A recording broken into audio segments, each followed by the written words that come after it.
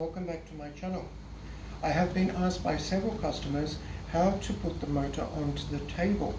Now this isn't easy because there are a variety of different tabletops. Some are pre-cut.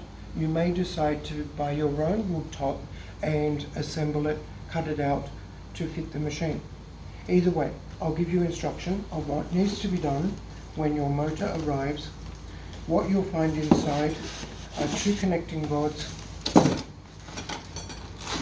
packet of screws, clips, your leather belting pliers,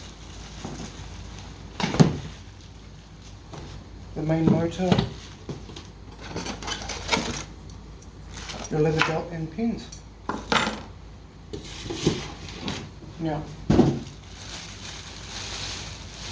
the design of the motor is a compact all-in-one. Your digital display here obviously will go to the front. This is your height adjusting facility here via these two screws, these two nuts, and the L-shaped screw in the front. These are all in the brass color. Now, I have a table here which has been pre-cut. What we're looking for is a pre-cut table with one screw plus two or three. Two is sufficient on this side. You can see the configuration here over on my table, that it has the one onto the right hand side if you're sitting in front of the machine, and then two towards the left. What you'll notice is a gully, so you can shift your motor from left to right. I'll show you how to do that now.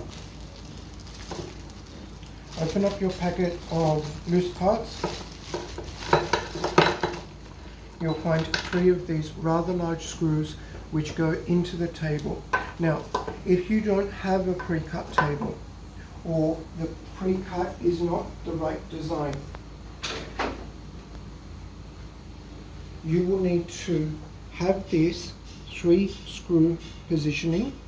Center of the screw is 11 cm behind your machine, and from the last corner approximately 2 cm in.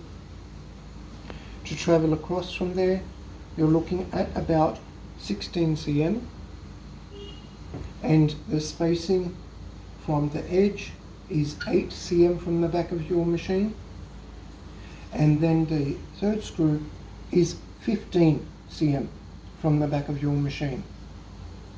You will need to drill the holes to just over the size of the screw, and then there is a square block underneath the screw head. These in fact do not screw in. What you need to do, you'll have them floating on top. You'll need to hammer them down like so. This will stop the screws from rotating because of the square shape underneath the head. Now they won't rotate. Our next step is to attach the motor to these. I have not attached the tabletop to my legs, so I can show you in the video how this is to be done. You'll see those 3 screws there. Remembering that this is now the front of your machine. Digital display is also to go at the front. Now you'll see how well they positioned. Now, as I was explaining earlier, you can shift this over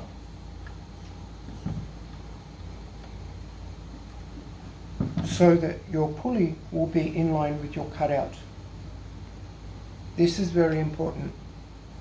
Before measuring where to put this, it's actually better to attach your motor and bring this across. I only have about 1 cm here, but you don't actually need to have part of the table remaining. This area can be completely cut out so that the groove gully actually goes into the machine area. Your 4 corners of support for your machine are important, not this area in between. Your machine will be fully supported via these 4 corner cutouts. these parts here.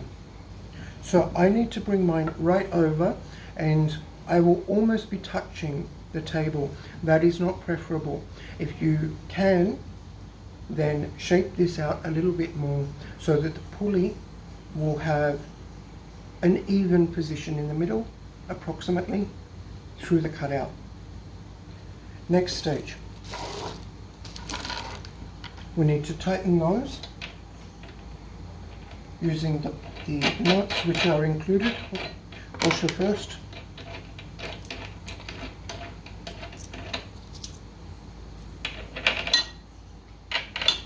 You're supplied with 3 of the washers. You'll put these on top too. They act to give more support. There's 3 inside the box, over the washer, and then the nut.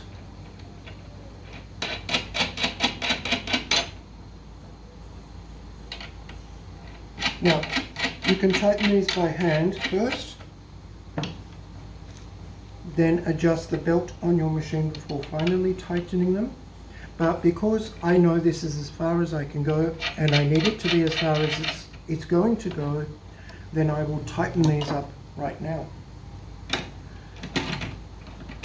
Just enough that there's no play left in them.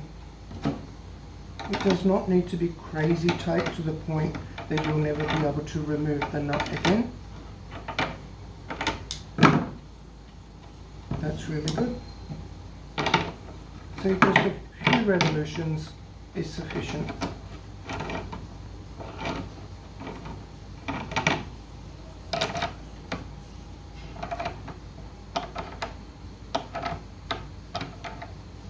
If you buy your machine from me, these pliers will be included with your machine. Multiple uses, they're the perfect pliers. Next, we need to attach the rods which go between the table and your motor. Now you'll notice I have set up my table pedal to be on the far right when you're sitting in front of the table.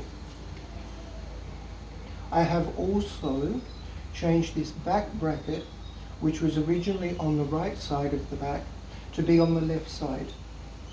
The benefit of this is when you have a cone on the floor feeding up into your machine, your pedal will not touch the cone. This is really important. This is not something that your general sewing machine mechanic will understand. This is specific to Chainstitch embroidery.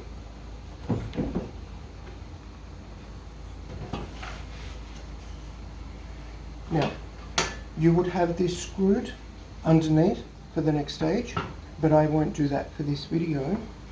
What we're going to do now is attach the rods between the motor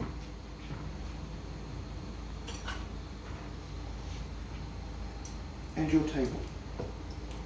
You will find one clamp that looks like this and 2 rods. Both rods are identical. You will need to put both clamps into both of the rods into the clamp.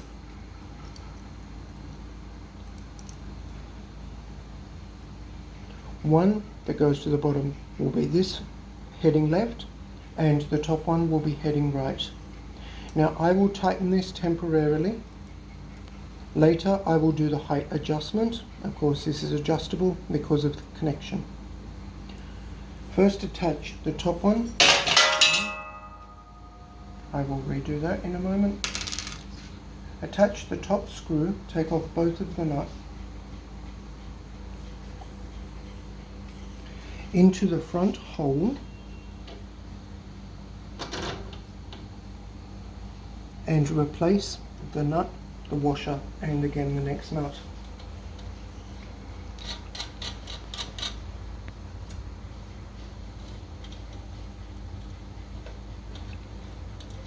You can have one nut on the other side if you so desire. I don't find a problem having both on the same side. But if you find the rod keeps coming loose, then you will have one nut on the inside, one on the outside.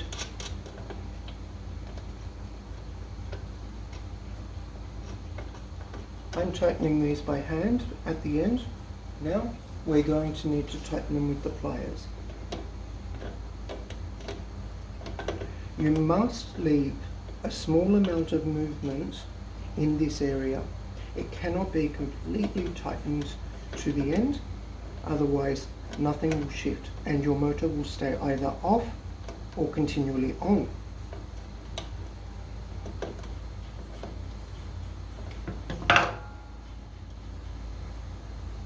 That's as much movement as we need. Leave it there, and then we're going to be doing the same with the lower. We will take off these two plus washer. Make sure our clamp has both rods in.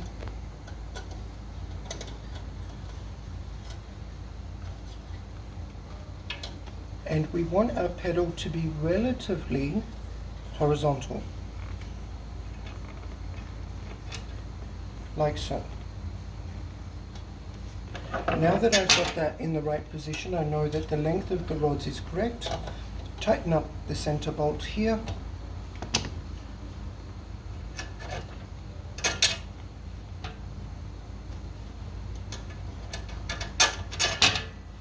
A little resistance. I could actually move this over a little bit more so there is less pressure, but this amount of pressure is still fine.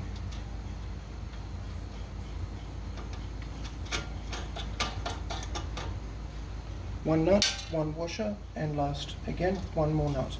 Not completely all the way tight, just most of the way so that there is movement.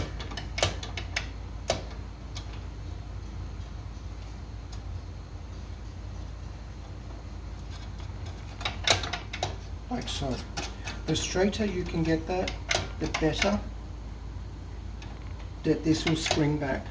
But when we're talking about the chain stitch machine, we generally are deactivating the machine via the handle motion of pulling it down and letting go, and the motor to continuously run throughout the process. Next, we need to make sure that that alignment is right when you place your machine into the table. Make sure that the leather belt is not touching the table cutout. It will cause delay and it will burn out your motor fast. Again, you don't need to put a lot of pressure onto your motor. If you over pressurize, you will crack a component inside the motor and it will no longer run. It is not a car. It will not go faster the more you push down.